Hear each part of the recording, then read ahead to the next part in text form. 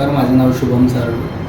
मी Wathoda depot येथे चालक या पदावर कार्यरत असून मी माझी काल 3 तारीख कळमेश्वर रोड ब्राह्मणी फाटा या रोडवर माझी ड्युटी सुरू असताना मला अज्ञात व्यक्ती रोडच्या कडेला पडून दिसलेले होते.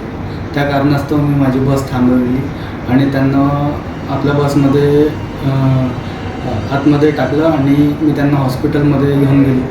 त्यांचा ॲक्सिडेंट झाला होता, पण त्या गाडीवाल्याने मारली, 4 व्हीलरवाल्याने त्यांना धडक मारली आणि ते खूप गंभीर रूपाने जखमी झाले होते. नमस्कार, माझं नाव योगेश बांकर. मी वाहक या पदावर वाठोडा डेपो येथे कार्यरत आहे. आम्ही काल कळमेश्वर येथून येत असताना मध्यात एक कपलचा ॲक्सिडेंट झालेला होता आणि त्याच्यामध्ये ते दोघे पण रस्त्याच्या कडेला पडलेले होते.